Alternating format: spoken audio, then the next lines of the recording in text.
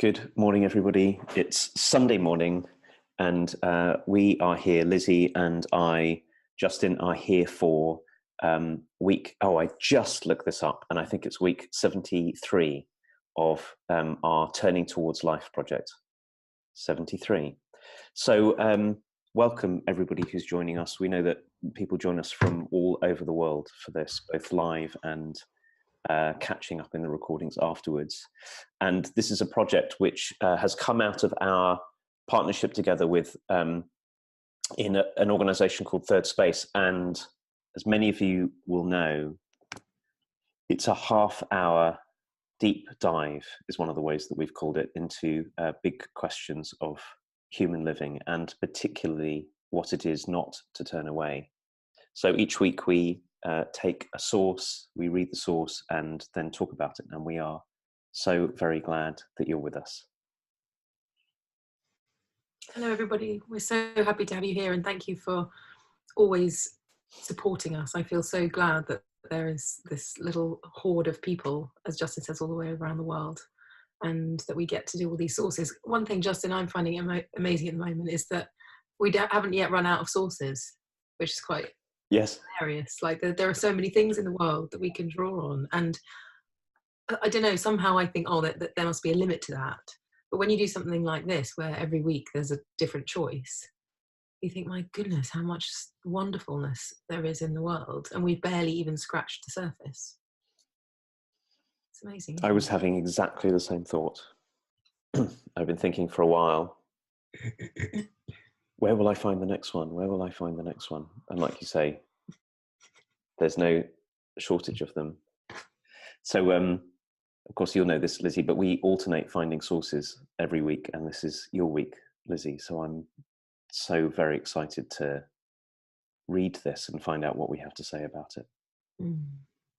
Are you happy if I read first and then you read second? Yes, of course. Before you do, I'll just say for anyone who's joining us for the first time that the main home for this project is currently in members-only Facebook group called Turning Towards Life, which you can join by request, and we will gladly say yes, and you'll find all the sources there. But we also have a sparkling website which holds all of the sources and all of the prior recordings. So if you are watching this and you haven't found your way to that yet, it's always at turningtowards.life. And you can always find what we're reading and some things we've said about it, and every one of the previous now 72 sources, and many more to come, we hope. Cool. Thank you, Justin. So this poem is called The Seven of Pentacles by Marge Piercy. So here we go.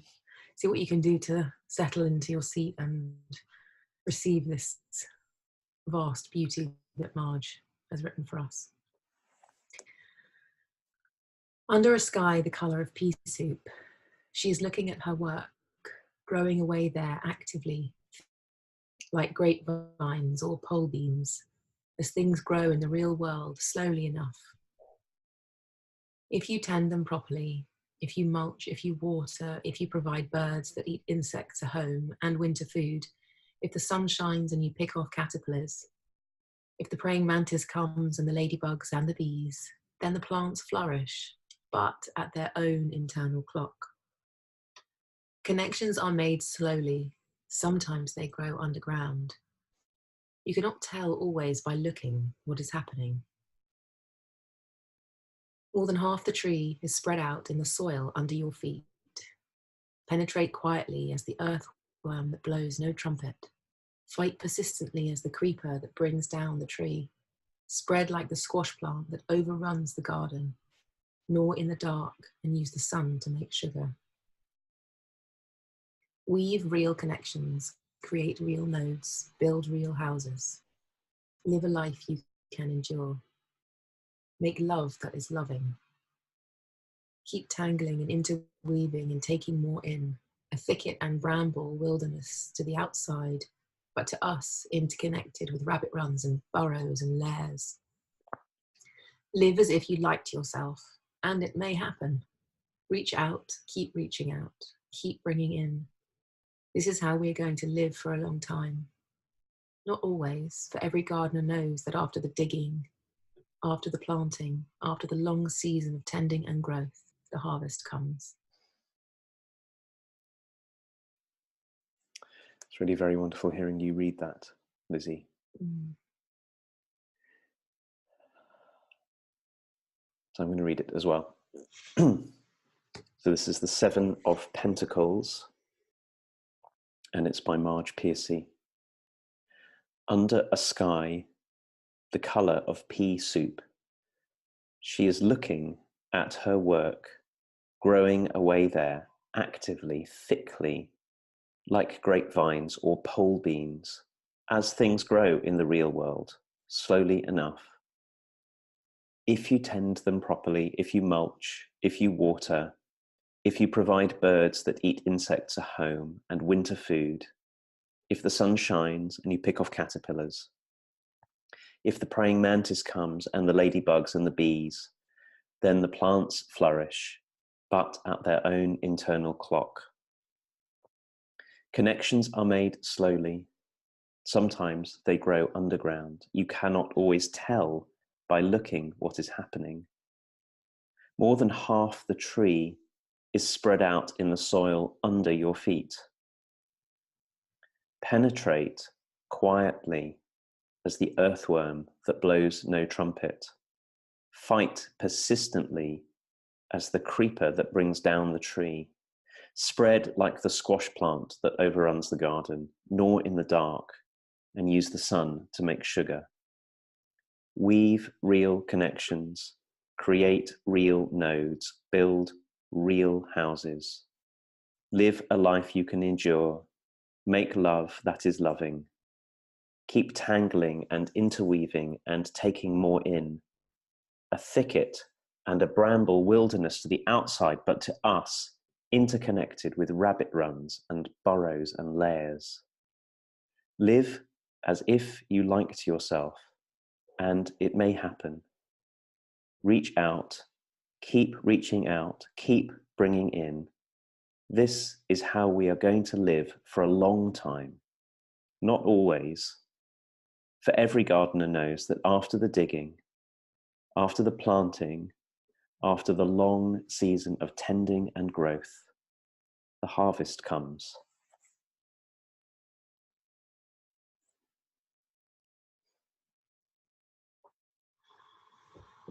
Oh, it's like having a massage or something. So beautiful how it creates all this kind of imaginary world in my mind as we read it. And I think at this point, Justin, it's always like, well, I wonder what the starting point is going to be. Mm-hmm. Because there's so many beautiful things. I think the bit for me that really it keeps hitting me is this part where Marge says connections are made slowly. Sometimes they grow underground. You cannot always tell by looking what is happening. Like, particularly at the moment, I just feel like that is really, really, really true and evident when you look back on anything. It's possible to see how much you didn't see that was being made at the time, which you can now see. Like when a plant kind of comes from a bulb, and you plant the bulb, and you wonder. I remember doing this with peonies once, gorgeous peonies, and feeling how many connections must have had to have been made when I saw the first flower that came. And it seems to me like life has this going on in so many ways, and our view is so tiny of what our eyes get to report back to us as what's going on. And there's this whole world of other stuff happening that we can't tell. I think this is such an extraordinarily hopeful poem. It's one of the things that I really love about it, in exactly the way that you're saying, which is maybe one of the biggest destroyers of hope is our demand that we ought to be able to see an easy connection between what we do and what happens. Mm. So we go, I'm in difficulty, or we're in difficulty, or we are in difficulty, as we so clearly are in so many ways in the world right now. I think at all these different levels, the demand that we ought to be able to trace a straightforward line between I did this and that happened, and very often, which means I did this and the world went the way I wanted it, quite quickly robs us of any feeling of hope, because most of the world isn't amenable to that. And gardening is such a beautiful but also really appropriate metaphor for this. And when you said, Lizzie, about planting peonies and realizing, being able to see how much was happening, how much had to happen for anything to be able to appear, and that nothing really appears. It appears on its own schedule, but still everything has to happen. So that's something I so appreciate about Marge Pierce's words here, that she says, what we have to do is keep on tending, picking off the caterpillars and watering, and knowing that we're not in charge of what happens, but also that we are participants in what happens. And our hope gets robbed from us when we either demand that we are godlike and can just have the world a particular way, but it also gets robbed from us when we give up and no longer play our part and no longer keep doing the diligent everyday work and practice that it takes. And I was reading this poem actually not so long ago with a group of people who are all involved in thinking about and studying how to work with people in organizations. And one of the reasons I read it was exactly that, was that in the human world, let alone in the world of growing plants, it's not so different. We keep on weaving and acting and taking responsibility and doing our best and not knowing what's happening, and stuff happens from it. It's really, really important to trust that. And maybe particularly, I right now very, as many people I think really thinking about what's happening with many things, politics, climate, bigger things in our world. And it's so easy to say, well, I can't do anything. But even there, what does she say? Reaching out, bringing in again and again and again. This is how things always have the possibility of changing. Yeah. I think also just listening to you, Justin, talk about, the demand that we have of, I do something and I need to know what happens. I feel like there's also like a belief in that that's what's going on, that has it be that way. Like if I believe that that's all that's happening is I act and something happens, it's a really kind of diminished source of power. Like, of course we can do so much,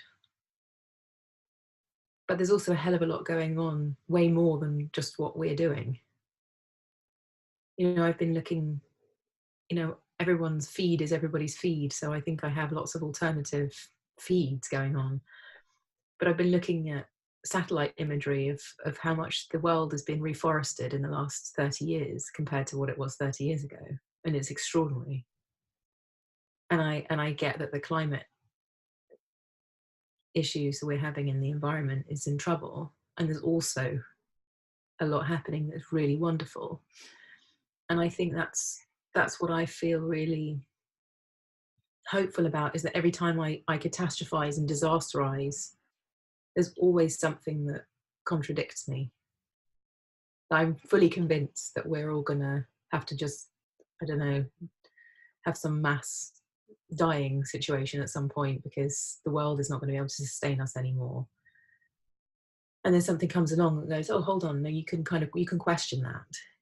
you know, you might have a point, but you can also question that, because there's so much happening that is not apparent to us. And it can't be. Our media is controlling what we think and see all the time. And so, of course, all the wonderful things that happen in the world don't sell newspapers or websites or whatever. So there's a hell of a lot of stuff that we're just not seeing, good and bad. And I feel like this is a poem that really invites me, as I think a lot of our sources do actually, when you look at them, that really invites me to be open, to question, and to not even then need an answer, but to have the kind of presence and awareness that's open to much more than what my small little thinking mind is able to generate for me in terms of my reality.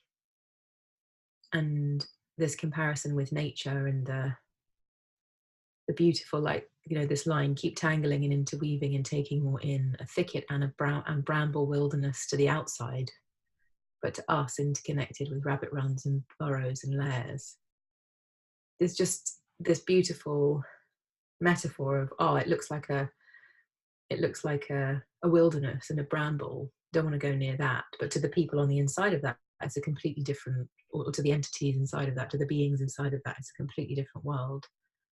And I think that also invites me into this huge inquiry as to what we do to project our own reality onto other people as well. So we make the big leap into, well, if that's a bramble bush to me, it's a bramble bush to everyone else. And it's just not. Like, everybody is standing in their own unique space and set of complex circumstances and relationships and structures and history and upbringing and education. And it's not possible for us to know how anyone else is experiencing the bramble bush. And how do we just keep opening? Like, I feel invited by this poem to keep opening and opening into other people, and including different parts of me too, have a different way of seeing. And there are different parts that can invite me into a wider perception, a deepening of understanding, of feeling, that's way less contracted and fearful and small and narrow than just this perspective. I think it's one of the things, Lizzie, in hearing you speak, that is clear to me is that what this poem invites us to do is to give up on two different kinds of stories or interpretations that are so easy for us to live in. So one is, I'm so tiny and so alone, there's nothing I can do, and all there is to despair and give up and hate myself for it. And the other one is the opposite, is I'm so big and I'm so godlike that I ought to be able to just move the world by my will. And of course, get frustrated or demand that the world be that way. Because, and first of all, both of them are really big misunderstandings. And they're a cause of so much suffering because they don't meet the world as it is. And Marge Piercy says there's so many brilliant lines in here, but weave real connections, create real nodes, build real houses, not the imaginary ones, not the ones that are caught up in our own grandiose or, tiny deflated little stories. So I was thinking about that whilst you were talking, and it reminded me of the two lines in this poem, that this poem affects me deeply every time, but the two that always sort of meet me in a way that I can feel myself sort of both judder and settle, because they feel so true and so necessary and so touching. They are quite near one another, but towards the end of the poem. Live a life you can endure. Make love that is loving. Live as if you liked yourself, and it may happen.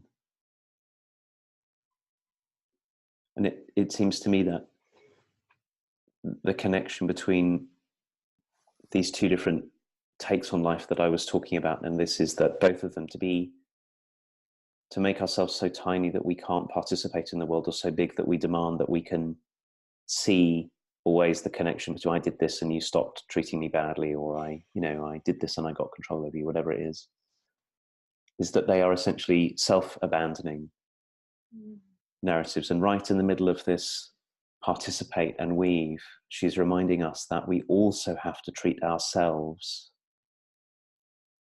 like living things. We have to commit to living a life we can live as far as we possibly can.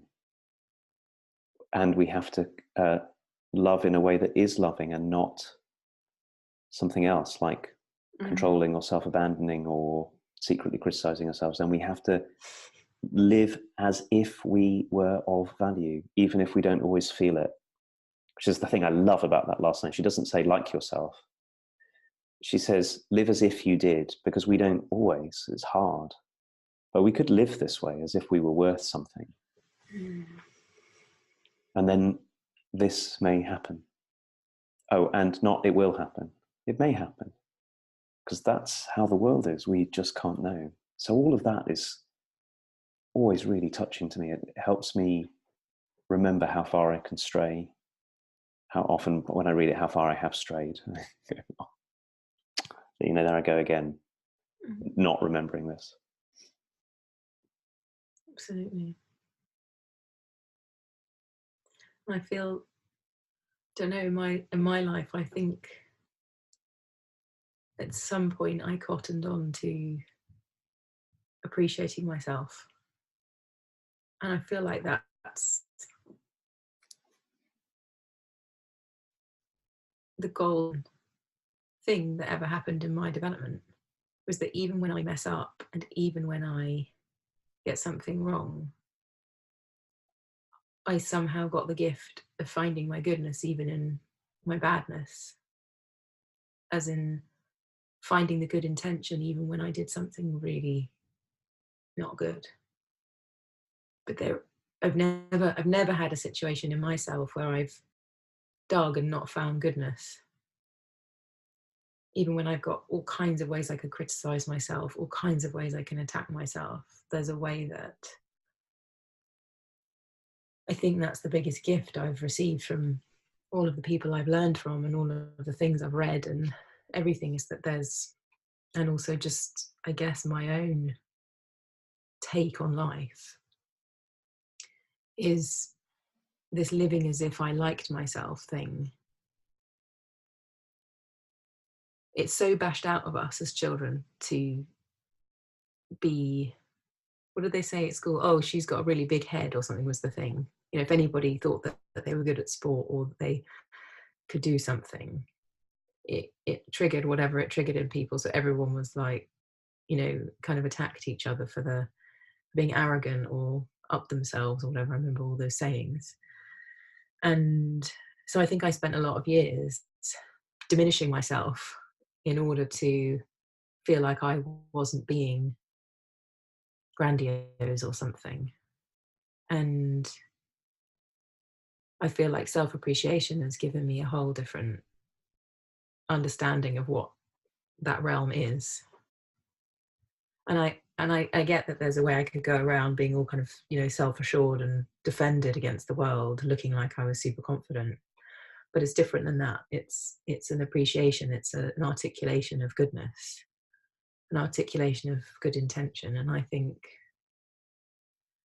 this invitation connects for me because I think, what she says afterwards, and it may happen, reach out, keep reaching out and keep bringing in. There's a way that if I live inside my own sense of dignity and goodness, it makes it possible to reach out. It makes it possible to keep bringing in. It makes it possible for me to ask for help, because there's a way that if I'm not appreciating myself, I can't then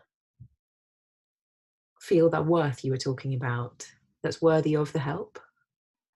So if I can cultivate my own inner goodness and my own self-forgiveness, it paves the way to ask for help, because I then realize that there's goodness to be served here, and if I ask for help, that goodness will be served. So I feel like it's got a really big connection to the reaching out and the bringing in. Feels to me like a metaphor for asking for assistance and support, and relying on my goodness helps me, or continually recultivating and articulating my goodness, even when I fall off the bandwagon and attack myself and think I'm an idiot and a bad person and a fraud, and I have all of that going on. But somehow, as I come back to myself and my goodness and my good intention, it helps me to kind of put my network tentacles out and receive the goodness and support from other people that really helps me. And I feel like that's such a beautiful way of speaking about it, because nothing happens in isolation. Like that, this whole poem is saying, if we pick the caterpillars, there's a lot of things involved there. There's a leaf, a caterpillar, and a human being in that little teeny bit. We're not alone. We're not these isolated beings. There's a hell of a lot of interactions going on all the time that we can see sometimes and that we can't. And in this liking oneself, it's way more likely that there's a manifestation that's real of what those connections are and what we might receive from our lives.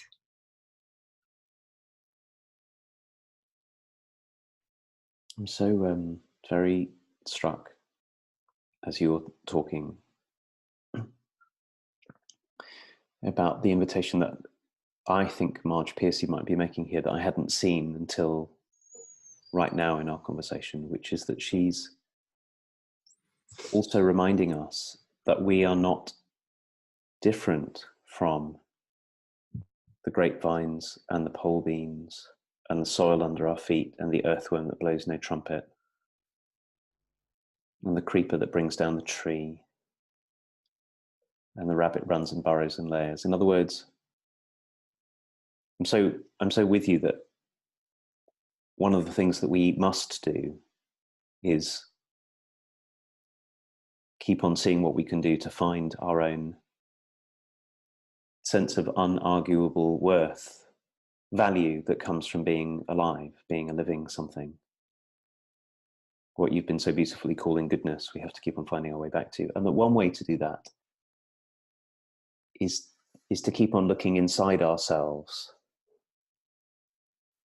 And that is one way to do it. And it's really important. And there's another way to do it, which is to keep on looking around us at how we are like what is around us. So seeing a tall tree and being able to say, I am tall and majestic and graceful as that tree is, finding out what's true about that, or feeling our feet on the solid ground and being able to say, being able to find that inside us that is solid, or seeing how long things take to interweave and unfold and being able to say to ourselves, I like that.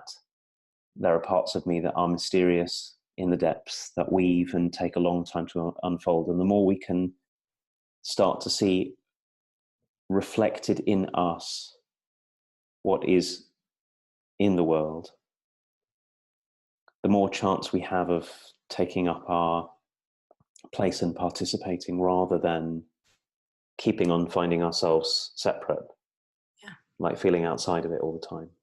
And none of those things that you described are separate entities.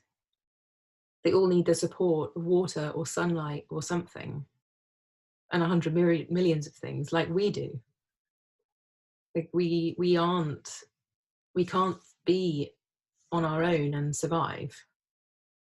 We can't be deprived of all of this connectedness, and yet we do so much to suffer in silence and keep our stiff upper lip and all that kind of thing.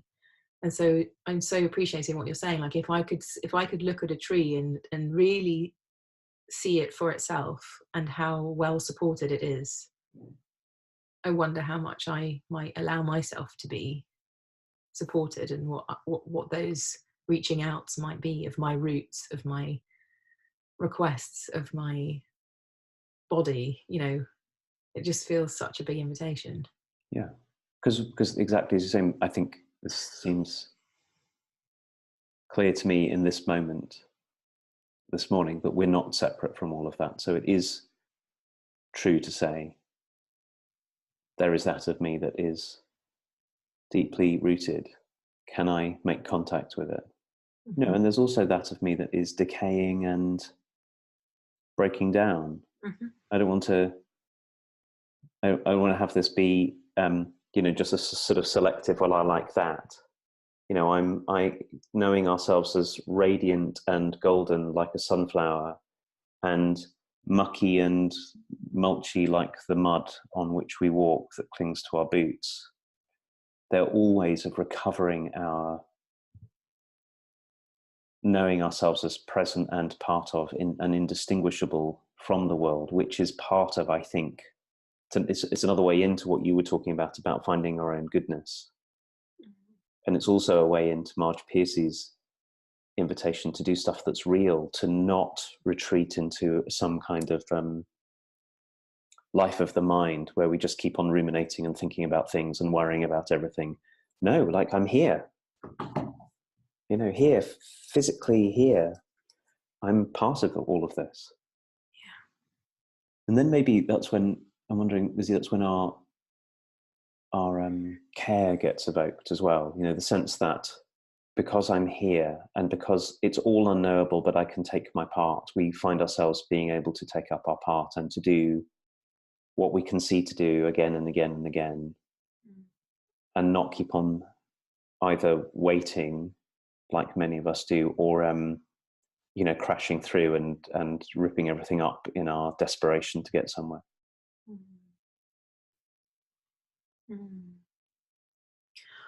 Oh my goodness, it's such a big, lovely conversation. I'm so grateful for this gorgeous, and I'll probably get more messages and receipt from it as we went. But I think it is time for us to wrap up. And just to say thank you, Justin, as always. I feel like we have